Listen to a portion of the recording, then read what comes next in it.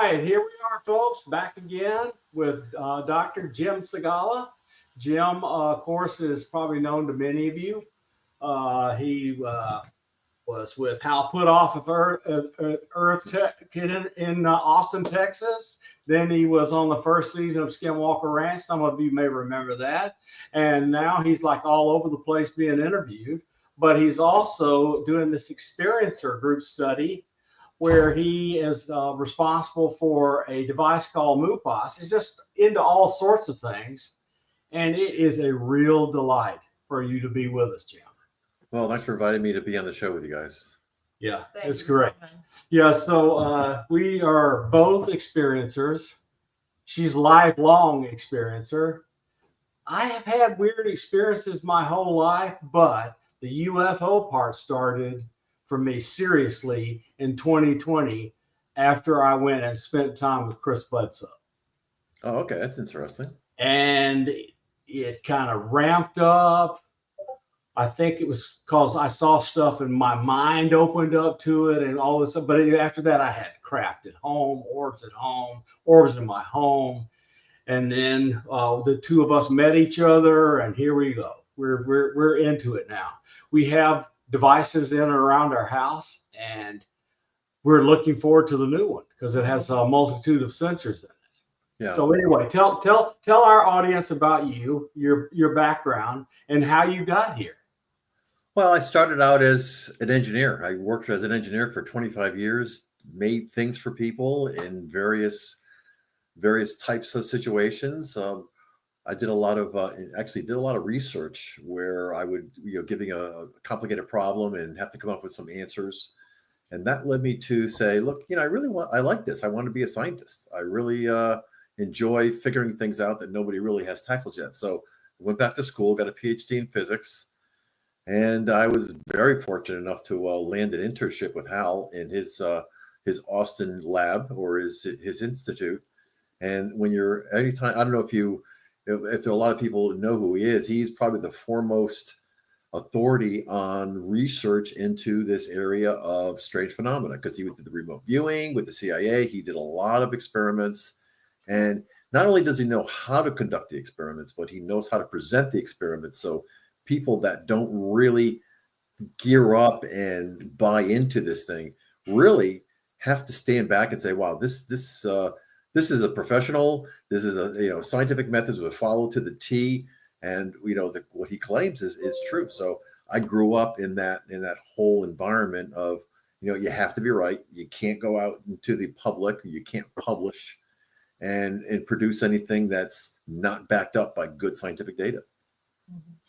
Yeah, so my introduction to him was different from almost everyone who will be viewing this, in that I worked at the time I found out about him at NSA.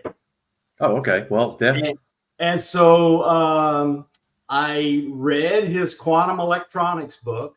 Yep. And then I began working on problems in quantum computing. And that's as far as I can go.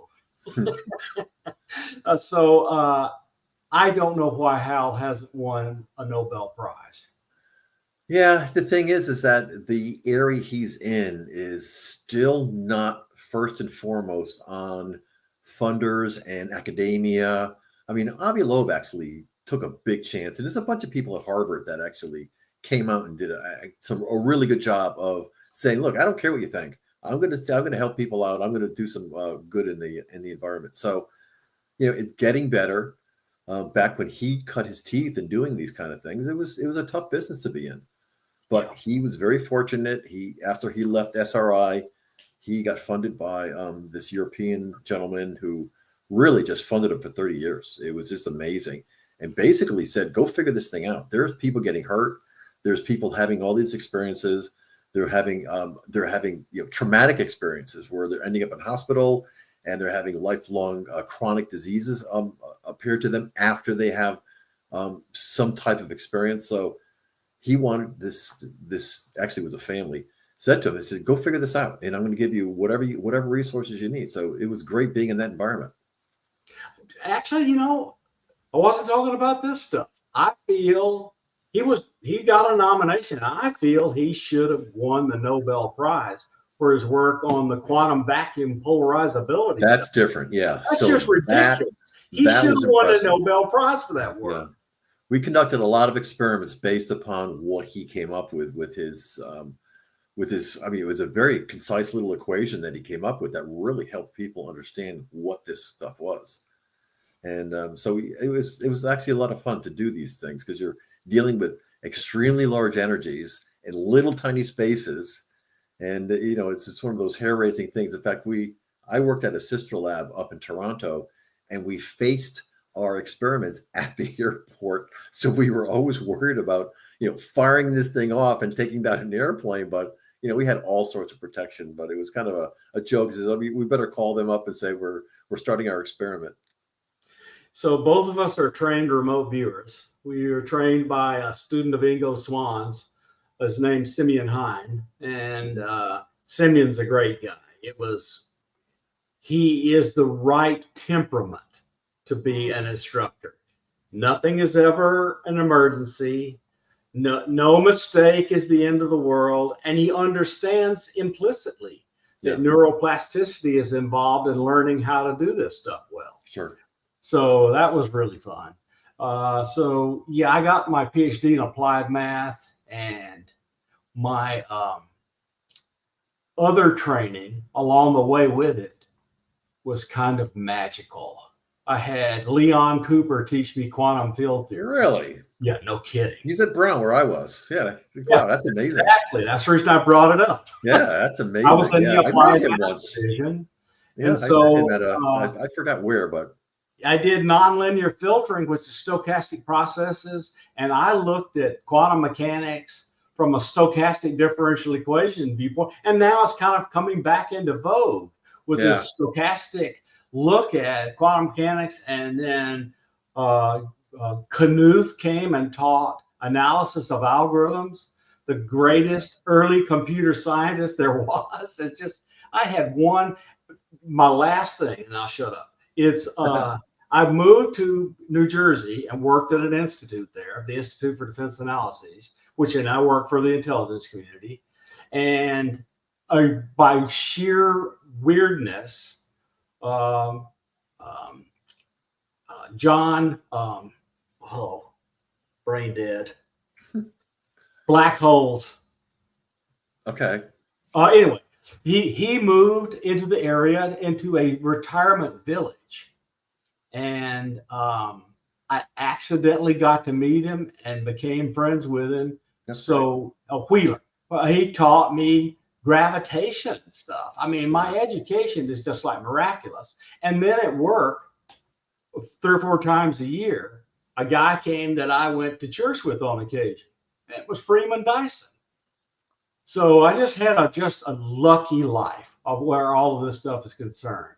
So then tell us how you got involved in the early part with Skinwalker Ranch. That's really so it happened before that. So Hal's Institute was the kind of place that people would go after they threw their hands up and said, "Look, I don't understand what's going on, but we know things are happening." So he had a stack of medical files from medical professionals, and where somebody had gotten hurt because they had an experience. Either they saw an orb, they saw a UFO, they had some interaction with some phenomenon which they didn't understand. Subsequently, right after that, they started developing acute symptoms like rashes and earaches and nosebleeds and all sorts. I mean, the list was endless of all the things, and blood disorders and autoimmune and all those things that your body is, it knows there's something going on. So your body's like says, "What the heck's going on?" So it kicks up your immune system, and all of a sudden strange things happen. So he sent myself and a medical doctor. Do you know Dr. Kit Green? I don't know if you ever heard of Kit Green. Yeah. So he and I are not friends, but I know. Yeah, he's tough to get a hold of. He's a very private person, but he also worked for Hal at the time. And he put the two of us on a team. He said, "Go out and figure this out. I'm going to give you all the resources. You have all these files. Go out and figure this out. what we started noticing is that when people recorded these things, so we encourage people to give their narratives and explain and kind of timestamp it and try to understand where it is. When what we found a pattern is that certain times or certain types of narratives that we found, people had certain types of things happen to some physiology that happened to their bodies. And he said, well, that can't be a coincidence. It's like, if you hit your hand with a hammer, it's going to bruise, right? So every time you swing the hammer on your hand, it bruises. So, and every time somebody has an experience, they leave. I know you guys are really good at this. So when they leave their bodies, they explain they have these out body experiences where they go into a deep concentration, and they basically are someplace else. They wake up and they end up having some type of lesions or rashes or some kind of I didn't know about that. Well, that's it. These are all the files that we went after 3 or 4 years, or actually more than that.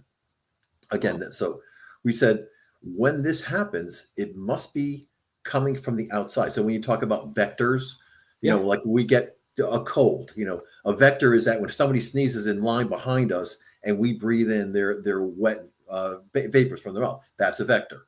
So you say, when people are getting these rashes because they're having these experiences, what's the vector? And that we say, I have no idea. That was the big question mark that we went back to Hal and the sponsor and said, we know statistically, we know these people are getting hurt, and they're getting hurt in a significant way. Some obviously more than others. I mean, there's some that just, 1 day, 2 day, and they have something wrong, and then they go back to their normal lives. But some people end up in the hospital, autoimmune disease, rare blood diseases. So it gets kind of crazy after a while, seeing these poor people. So we started to realize that it must be coming from, it might be coming from the outside in, as opposed to something that's created in their heads. Mm-hmm. So, and that takes all of this, like people that manifest these things themselves in their heads, it kind of took that off the table and said, the possibility is, a probability is that it's coming from the outside and it is induced somehow. So that's when we kind of said the phenomenon actually has the ability, and at the time we didn't really understand it, has the ability to send out we call some kind of a signal. We didn't really know what it was. It turns out later on, we kind of thought, because of the way people react and narratives that they apply, that it was more or less a communication. Like a false communication. If you went up to an ant and yelled at it, it would have no idea what you're saying, but it knows that you're talking to it. Same idea. So it might be something that we are being communicated with. So when we have these premonitions, or we have, like when you guys remote view, something is coming from the outside and doing something to you that allows you to spark a thought, or a neuron fires or something like that. Mm-hmm. So it turned out that we said, okay, well, let's do this. So we proposed a study back in 2017. We proposed a study where we would instrument some of these people that had a high occurrence of these experiences. I mean, it's profound experiences. These people were handpicked. And it turns out as we did that, we were starting to pick up signals from the environment that really shouldn't be there.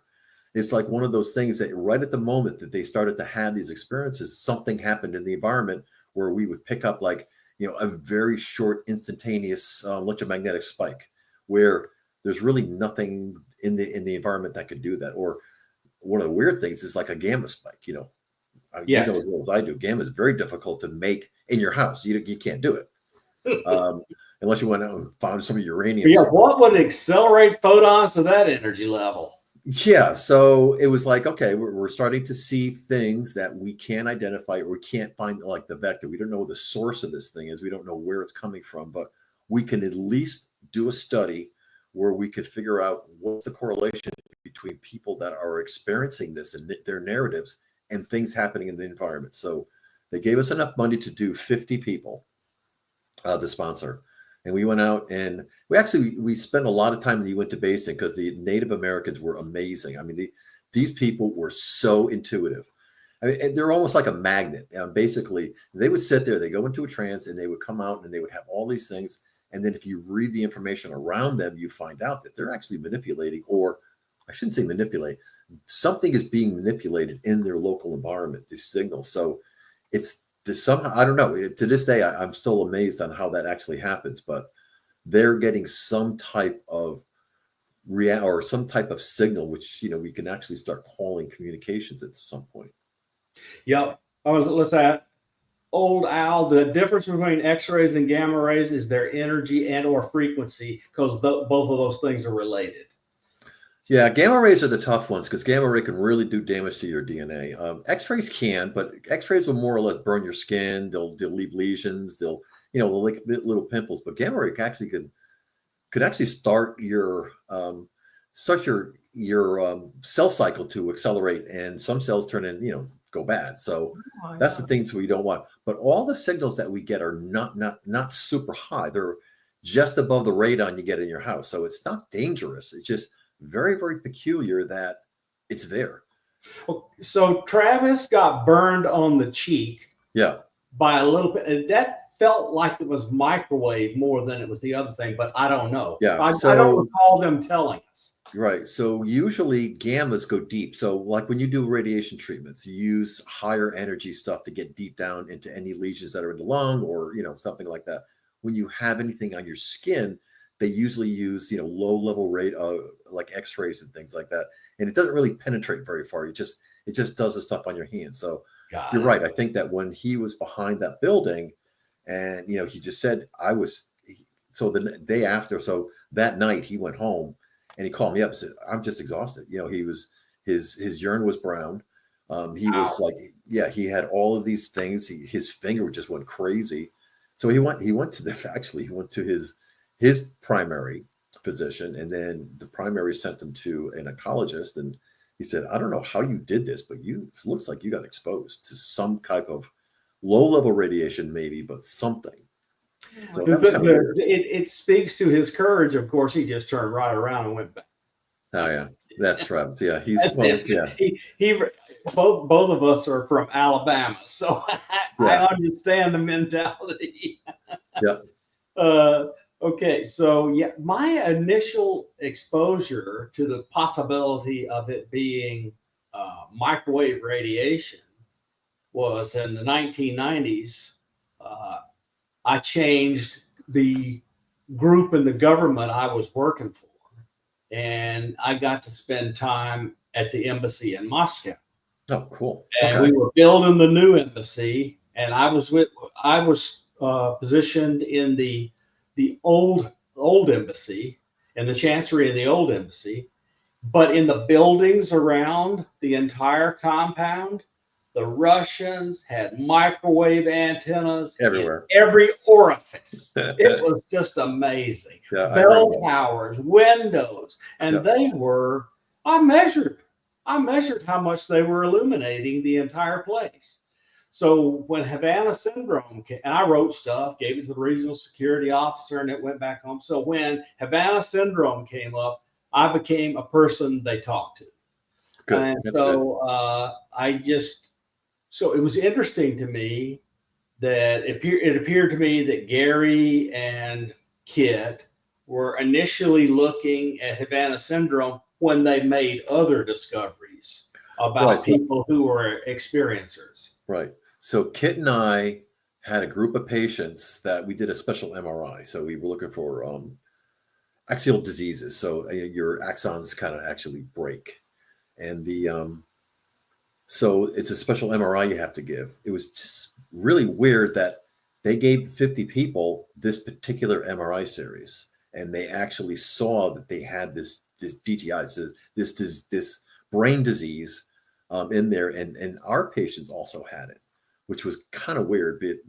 It's like they had it down in Cuba, and they started to come up into the United States and actually be prevalent in the United States. But when they were imaged, they actually came up with this, like they said, we've got this DTI. So, I don't know how this happens. It's like one in 1,000 people get it. But how is it possible that half of the 50 people that came back got it? And how is it possible that a lot of our patients, when we went back and looked at MRIs, they had it? So something was going on with that type of thing. And we were brought into, Hal and I were brought into DC. We talked to committees, and they wanted to understand what the heck was going on, because it was a big thing. People were getting hurt, and it was on their watch. and they had to figure out what's going on. That's pretty amazing. So my daughter was was a neuroscientist, got her degree in medicine, and was doing her neurology residency at Harvard when the postdoc did a lot of that work and got to actually play in it. Not she wasn't part of the project, but she was tasked with doing some of the work.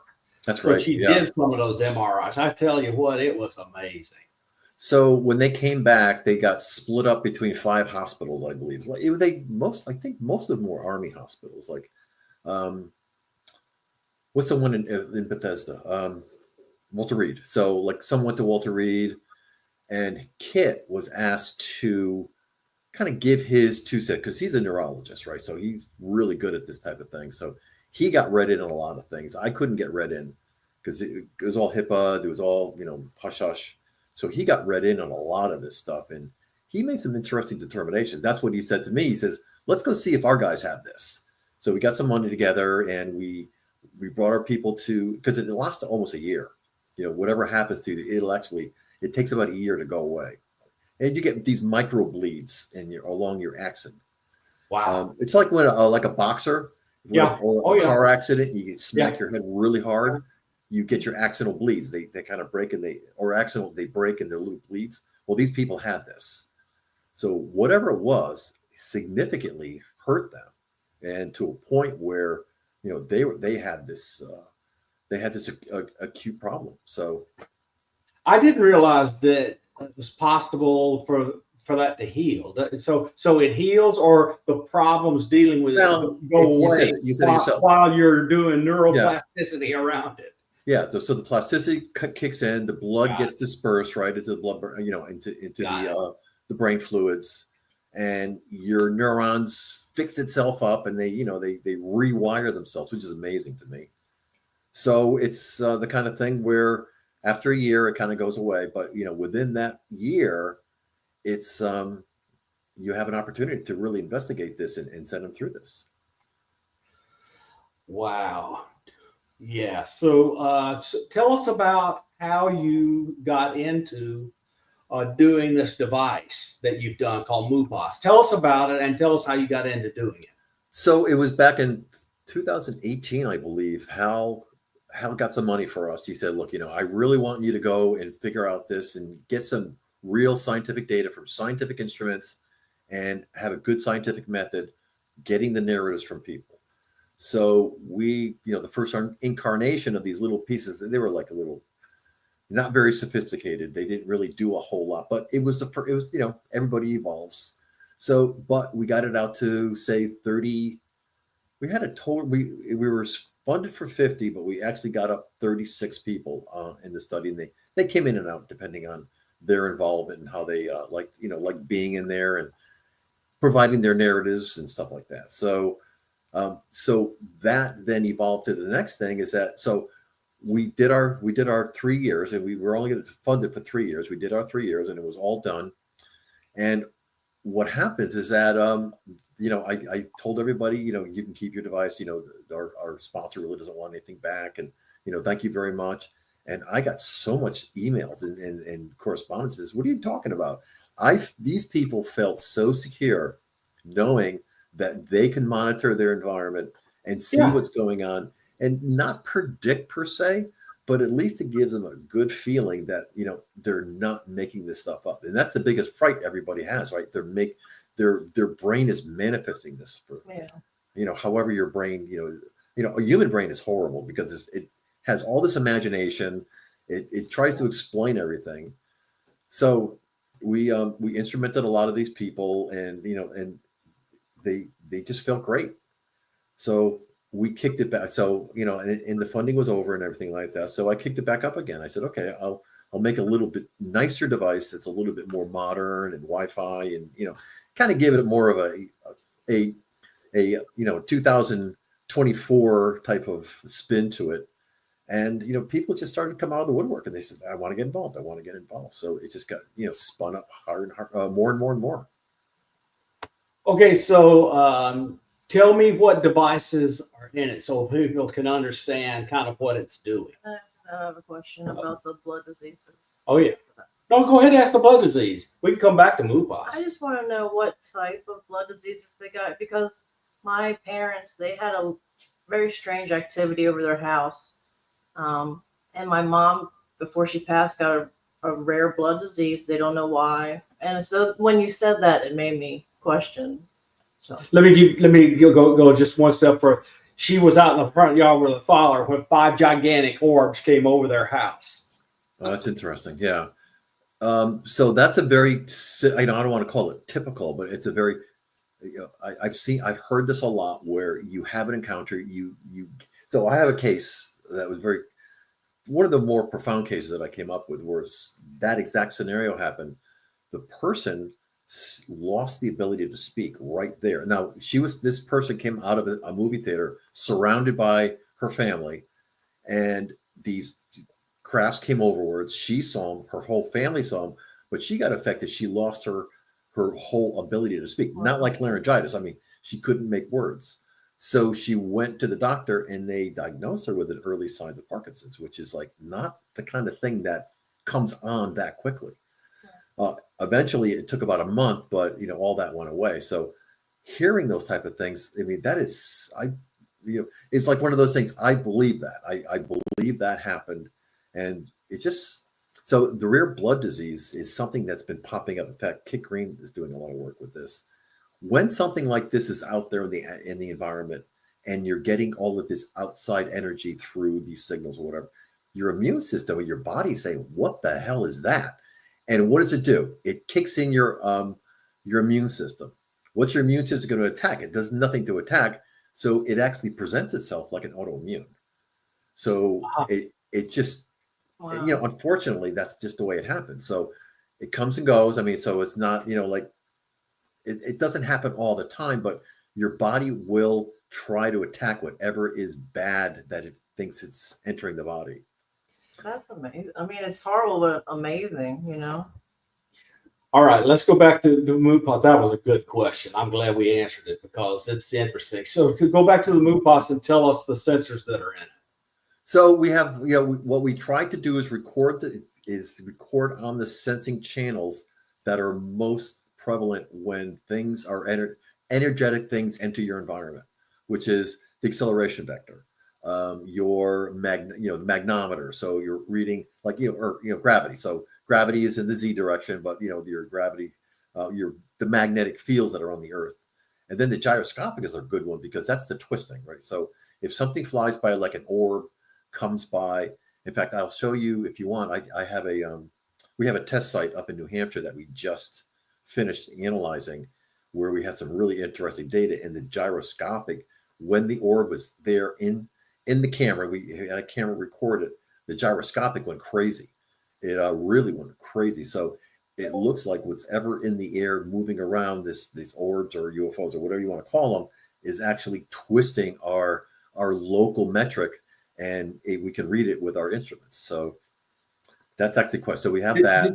Did you say you had a video? Yeah, I do. I could share my screen if you want. Yeah, please do. Just click on present and let's see it.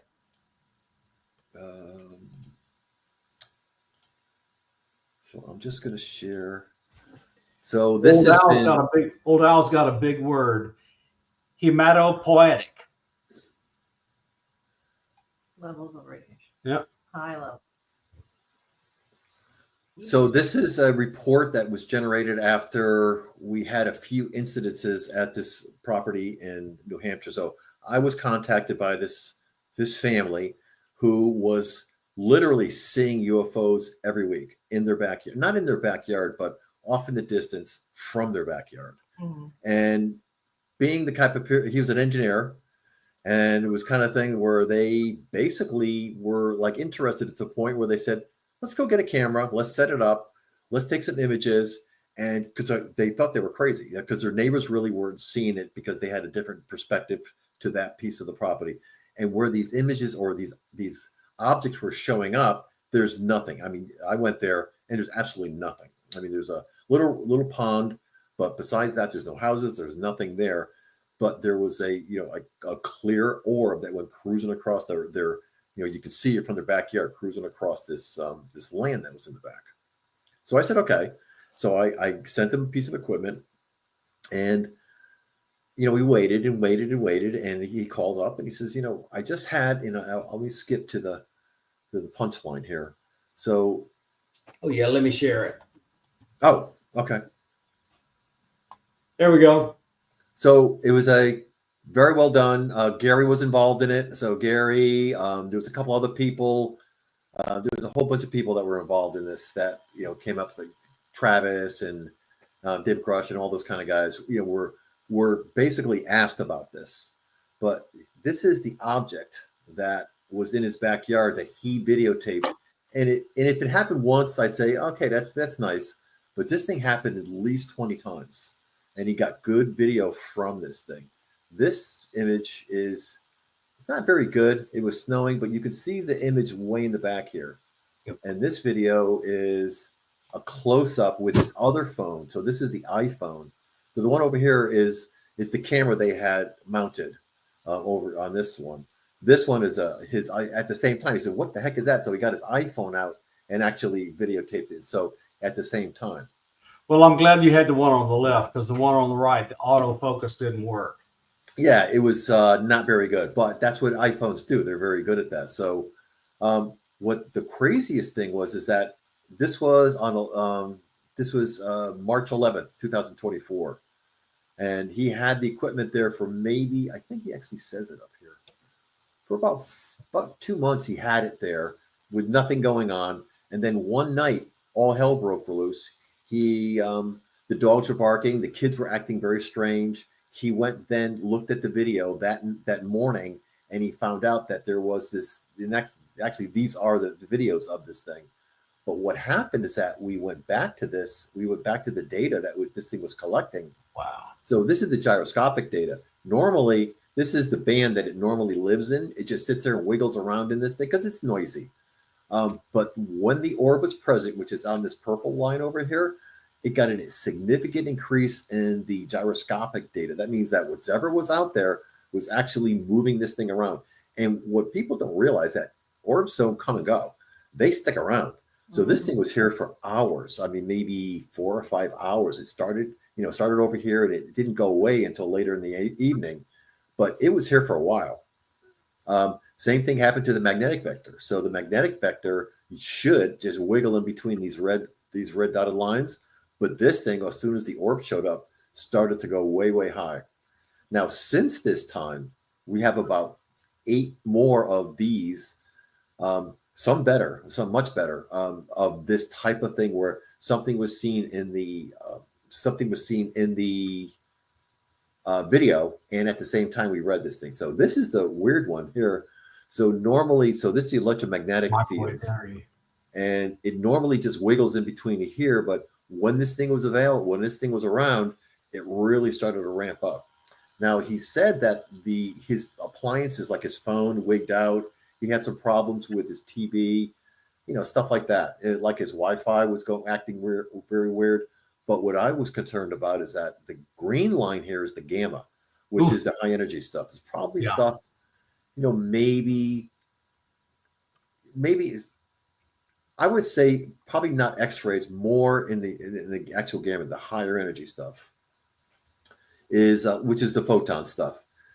This really, when the orb was visible, so at the exact moment this thing was here, this thing peaked, and you could see that it just showed an amazing amount of gamma. Normally it's just this bottom line here. This is like the radon in your house and all these little tiny radiation, because there's radiation all around us. It just, the levels are so small, but that night it just went crazy, and then it all went away. So if you look at this thing the next day, all these things just died down, just went away until the next time this thing came, which that is is like a month later. That is amazing. Yeah. So let's see. And then we did a presentation for a bunch of scientists and investigators. So this is just some extra stuff that we put in here. But anyway, so this is indicative of the kind of research that we do, and it's actually more and more people are now coming out and saying, look, I have a property. And you know, people all over the world are saying, I have a property. Like the Hestelin people came to me and said, I get this kind of stuff all the time. You know, can you instrument it and gather data, get some good statistics? And sure. I mean, that's kind of what we're doing here. Why do you think his property had it more so than other people's? Was there like a portal, or was it him that was drawing them? That's a good question. So I can't tell you exactly what it is, but there's an army base 10 miles from there. Mm-hmm. And it just seems that it's like a magnet for strange phenomena, those types of things. So nukes, army installations. I think this was Space Force. So this wasn't Army. This is Space Force. So this is the guys with the antennas and all this stuff pointing up in the air. So you find a lot of the crazy stuff going on in areas where maybe whatever intelligence is actually doing this might want to learn a little bit more. That's why we think this whole signal thing is not just random signals. It's more probing, and it's more trying to understand or communicate and things like that. So as you know, amateur radio operator and an electrical engineer, it says to me, and knowing how we do some electronic warfare sensing, it says to me, if I emit something and I see the thing I'm emitting induce a response in the target, like a resonance or something like that, then I know a whole lot more about the device. So they could be probing and have no intention of doing harm, just trying to understand. They're scanning the thing with some kind of active sensor. Yeah. So I mean, if somebody said to me, said, "What do you think it is?" You could, take away all, because scientists are not supposed to do this. They're supposed to stay, grounded. But if you said to me, "What do you think it might be?" What if there was a civilization out there that can't really, because of the constraints of time travel and all this stuff, can't really get here, but they're interested because our planet is, very fertile and has lots of water. You would probably want to send a probe. What better type of probe is like a wormhole type of thing, or some type of change of the metric that allows them to peer into us and see things without actually physically being here and get that information back to them. Mm-hmm. Now, what if it's what we're seeing, and the reason that we have a lot of these experiences, see these orbs, is that it's just them opening up these little things, and we're just in the flood of all of the crazy signals that come off when you establish one of these wormholes and break it down. As you know, anything transient gives off a lot of junk. Oh, yeah. So we could just be reading that.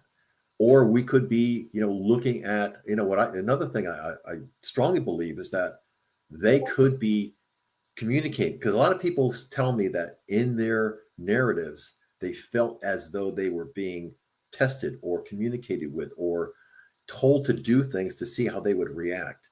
And that seems to be a very, very common narrative where they felt as though they were being put on the spot. Have you guys experienced anything like that? Oh my goodness. Oh, man. Orbs in the house, orbs in the sky, craft. There's what I call a reconnaissance craft that flies by here lots. Yeah. And I would show it, but I show it all the time. I'll send it to you offline because I show it all the time. But anyway, it has this like round disc and then this body back here and something emitting something on the side, but there's zero evidence of any kind of propulsive mechanism anywhere on it, and just slowly flies by, does its thing, and leaves. Right. And then we really get interested when our cameras, what you're doing videos, show us a flash in the sky. If we see this flash, she goes and grabs a video, zooms in on it, and every time there's a flash, there's a craft in one of the frames. And one came back maybe 3 times, definitely 2 times, different angle. And it 2 weeks like apart. A rib cage, old microphone. It was a strange. It looked like a gigantic parking deck. It was strange. First time it came, it showed like that. 2 weeks later, it came back. You could still recognize it, but it had done this. Oh, I have a question. The one time I actually saw a craft very close in my car, I want to ask this because I No, want to you're know right. what it is. No, you're if right. you know. I was driving slow on a back road with my friend, and it was nighttime. There's a big cloud, and a black helicopter shined a spotlight in the cloud, and that's the only reason I saw this thing. Okay, massive black metal, no lights, but underneath, I only saw the bottom of it, but it looked like a bunch of big pipes intertwined with each other, and they were as big as the body of the helicopters. Do you have any idea? I mean, I don't know, but do you know why? I never imagined pipes on a UFO, you know? Have you ever heard of that before? Yeah, a lot. So I don't want to, discount what you're saying, but I think what happens is that you are presented with images. Okay. You are actually given images to rationalize this. And Okay. that's a lot of people will claim to have these occurrences where they see things and they all explain a physical thing. But, sometimes the camera won't pick it up.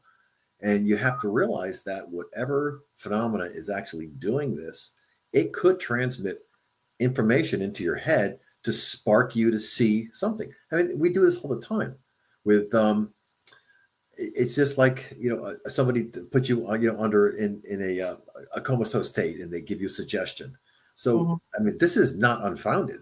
It could happen. We can't do pictures, but we're not as sophisticated as another species might be. Right.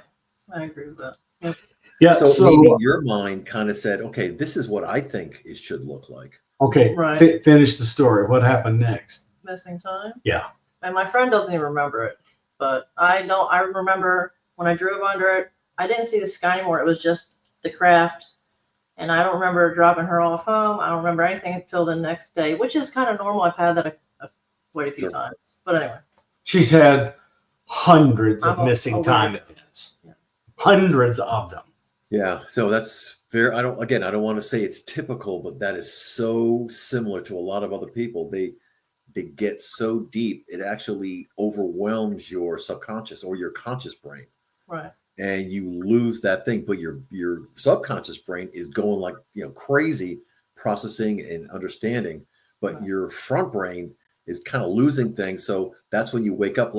So I've had a lot of, hundreds of narratives from these people where they would wake up and say, I don't know where I was, but I talked to somebody who was, maybe hundreds and hundreds of years old, and I was taught a language, and they actually wrote the language down, and they didn't understand it when they woke up. So something is happening to their body. Who knows? It's like, I wish I knew a lot more to let you know, but something's happening to their body that gives them this information. Like, that's why we kind of said, I think it's communication. It's not just random signals anymore. Right. I agree. Yeah. So with the software-defined radio, the RTL-SDR, you include with the device if people want to buy the extra piece. Yeah. What all are you looking for? General spectrum? So here, let me show you. So I have a device. Let me share again. I have a device here that I just use for fooling around. And I have so this is the electromagnetic energy. So we talk about two things: energy overall, integrated over large ranges of frequencies, and then we talk about energies in specific buckets of frequencies.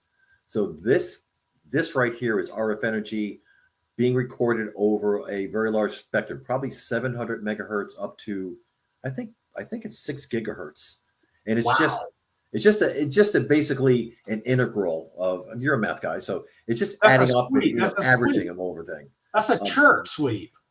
This is specifically, so like for instance, not much interesting here, but I think maybe if you get up, here's some interesting stuff like 1.2 gigahertz. Oh, that's interesting too.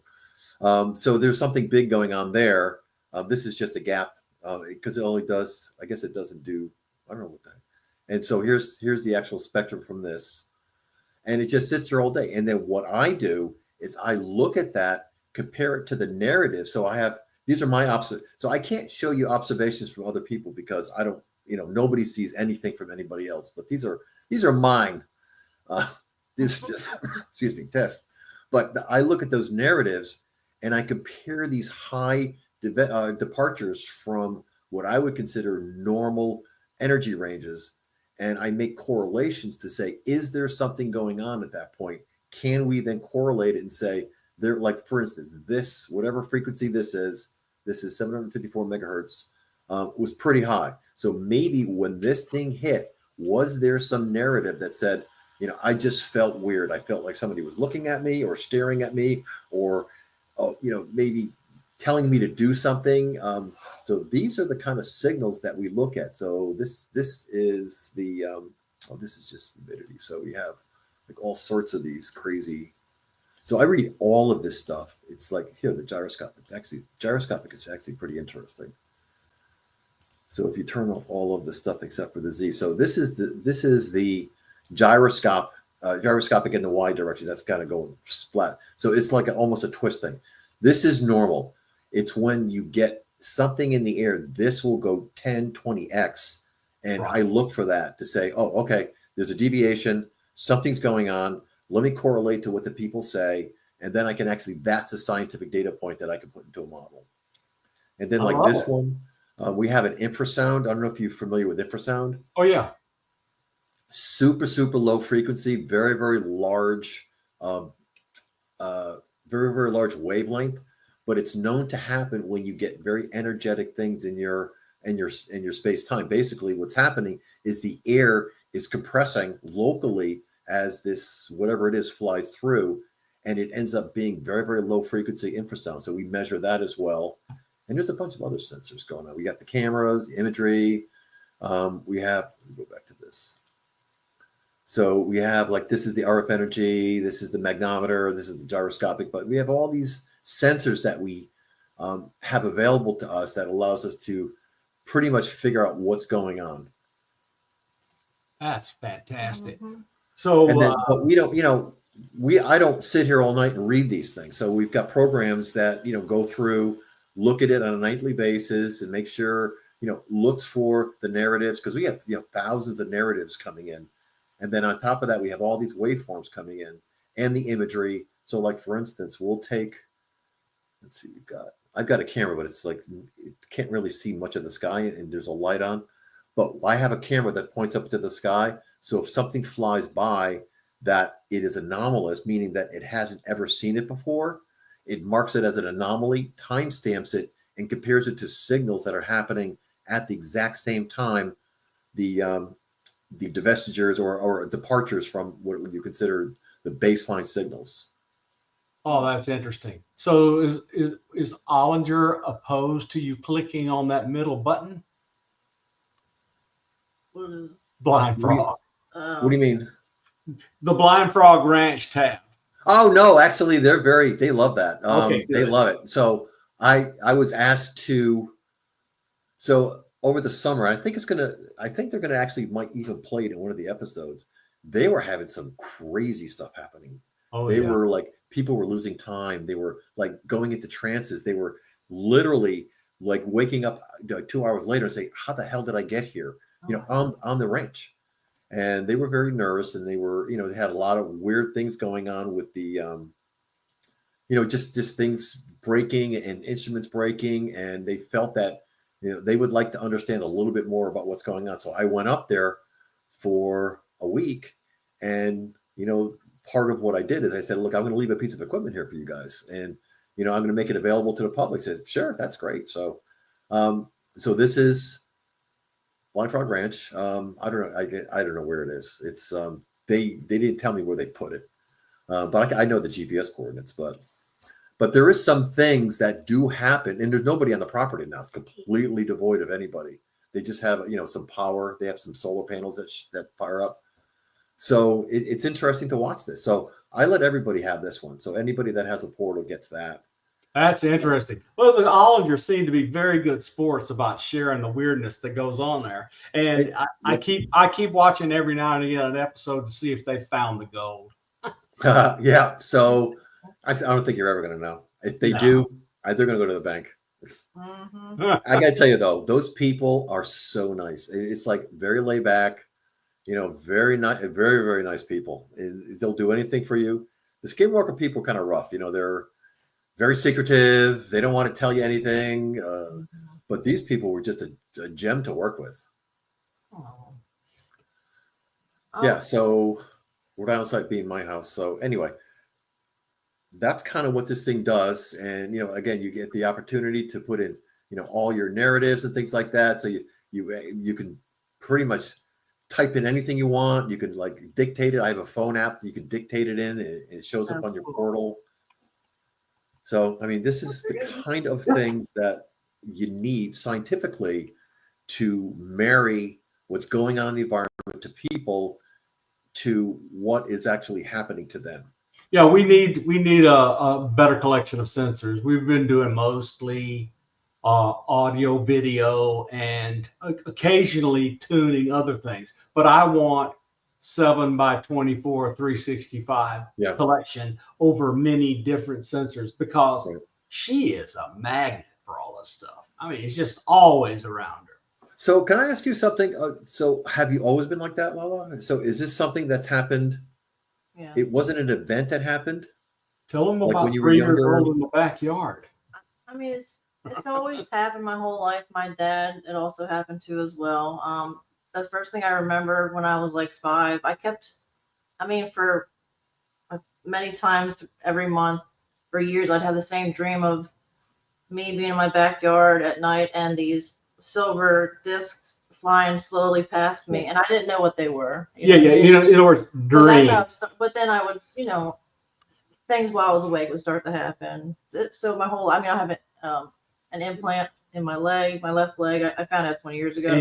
And right there in the middle of her forehead. So I took an RF meter, put it up to her head, and I made sure all the Wi-Fi and all the stuff was off, and it was pulsing. Mm-hmm. So I know we're running short on time, but I just wanted to let you know something, that what we're finding is that the people so Native Americans, again, are very, very intuitive, but it also turns out people that had some injury in the past, some neurological injury in the past, seem to have stripped off all of the filters that get shoved into us as we grow up, and they become extremely intuitive. So again, I always ask them, what, has anything ever happened to you? And they say, oh yeah, when I was 14, I ran 105 temperature, and so there's always these little things that happens. There's one thing. When I was 3, I had skin cancer. I had surgery. They gave me too much anesthesia, and I went into a coma for a week. That's significant. That and she had asthma and had an NDE. And wait. Her mother and she tell the same story. You tell your story. It wasn't an NDE. It's just something my mom didn't believe, but she woke up to something standing over me, putting his hands over me, and I started to breathe again, and it faded away. It didn't have a face. And if she says that, I mean, my parents are passed, but if she said that, it's the truth, So it's always something going on, whether it's in the sky or a spirit. So, but that's interesting you said that. Yeah. And just so you know, that the part of what Hal put us out there to do is, when you have these narratives, let's figure out what's going on in the environment. Yeah. If there's actually a ping on one of the signals while this is going on, then it's coming from the outside. The vector is coming from out to in. And I was actually just recently asked on something that is it possible that we can then manifest and talk and communicate? Well, I'm going to say tulpas and other kinds of odd things are known to be manifested by people. So there's got to be something we can do. Right. So I believe that the summoning power of people like yourself is to the point where, if you understand it, you can actually bring on a lot of these this phenomena and invite this whole thing in. So I have somebody that works with me in Utah that goes into a trance, goes deep into a trance, and all of a sudden the device goes crazy. She'll wake up and she'll put this amazing narrative in that was like, oh my God, it's like, while you were doing all this, while you were in this trance, your device was going crazy. So you can't not believe it. Right. Exactly. We live in a weird world. I have to say. Yeah. Before I forget about it, in the show notes on YouTube, you will find a link to Jim's website and some other things. And I Okay. will put the link on X. Here, for I'll those put of this you in who want the it. okay. Oh yeah, you got to come back.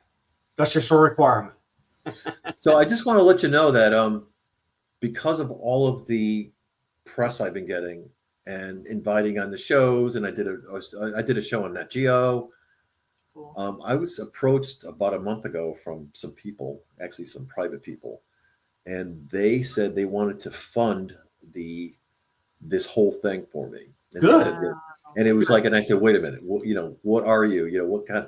They said a philanthropist that just wants to, the same type of person that kind of person that funded Hal for all those years. So if it's a The only thing grant, out, if all it's a you grant, want- that's great.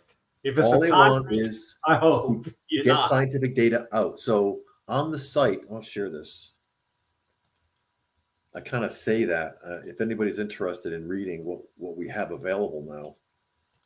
So we have enough money to do 500, and so this is the experience studies, and so this is where I kind of explain what you could do, and basically you get involved in a study. It doesn't cost you anything. So, but there, one of the problems that we run into is that when you give somebody something for free, they put it away and they never use it. We need the narratives. We need the daily narrative. So we kind of set up a system where they kind of could basically get this thing for free if they participate in a significant way. And that's kind of what we're doing here. Yeah, So, and you have the portal. Can you show the portal?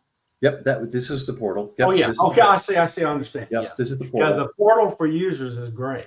I haven't This is used the it yet user because we portal. hadn't Yep. gotten our And then invite. also we have, so I work with the Reddit people. I don't know if you, I can't log in. Anyway, I have to actually log in. But there's a survey that we put out with 150 questions. I know it's a lot, but we're paring it down. It's a survey. So if you go to the site, you can actually click into the survey, and it's all about seeing UFOs, crafts, medical, all this kind of stuff. And it's a precursor to basically getting scientific data out to the community I so they filled can it do out. further You should too. research. And I'll put that in here.